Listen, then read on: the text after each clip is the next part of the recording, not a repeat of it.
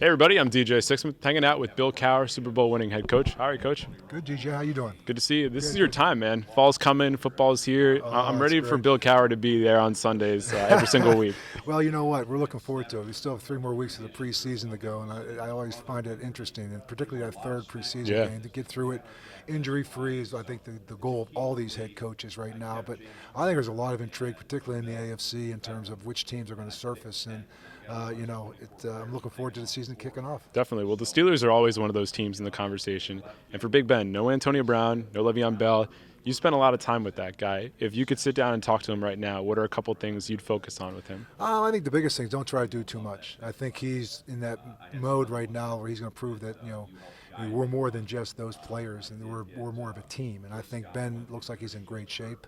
I think the biggest thing for him is just to make sure he doesn't try to do too much and try to take on too much upon his own shoulders and rely on everybody else that he has. And I think getting Devin Bush was a very good acquisition in the draft. I think he fills the void that they've had since Ryan Shazier has left them through injury.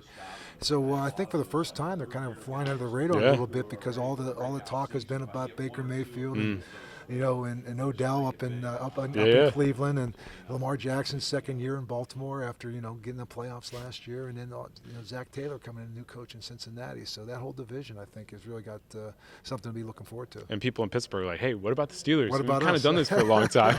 Yeah, so it'll be interesting to see. But I think they've had a good camp up there, and again, we'll see how they get through the preseason. But the offensive line, defensive line are very, very solid, and if they can stay healthy, they're going to be a tough out. You mentioned not doing too much, and I think about Juju Smith-Schuster and James Conner. They had great years last year. They're going to be high expectations. How do you rein those guys in and get the best out of them? Well, I think it's the other people around him. I think from Ben's perspective is he will spread the ball around.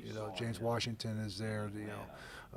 Switzer in the slot. I mean, so you have some weapons around him. Vance McDonald, tight end, and Connor's got Jalen Samuels now that he came on, later in the half, later in the season, and kind of a guy out of the backfield. So, they're going to do it with multiple people, but it's still, go back to when you look at it, they still have a pretty good offensive line, and it's still going to go down to that, and on the defensive front as well. So, I think when you look at from Ben's perspective, and again, this offense, they know it very well. There's a lot of different wrinkles to it, so it'll be interesting to see how they come out. And obviously we'll find out pretty soon, because they're opening up against the New England Patriots in New England. So that should be an interesting game. No question about it. So with all your NFL experience, you dealt with guys who were supremely talented, who maybe couldn't put it all together. Antonio Brown is one of those guys who creates a lot of headlines, but is really supremely talented. If you could sit down and talk with him, what would be the advice to him right now? Well, I mean, I just think Antonio, he loves all the social formats that are out there and utilizes them to make sure he's being talked about. And so I think, the biggest thing is, to get himself ready to play the game. He is a very talented receiver. But he does sometimes create headlines that can be disruptive to a football team.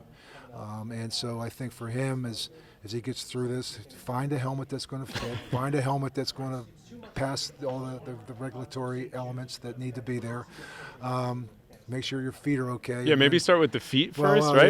Yeah, but I think when it's all said and done, and when week one gets here, he'll be lined up in his Raider uniform, and we'll find out with him and Le'Veon Bell, two players that had very great careers in Pittsburgh, started in Pittsburgh, but now they both moved on, one to the Jets, one to the Raiders.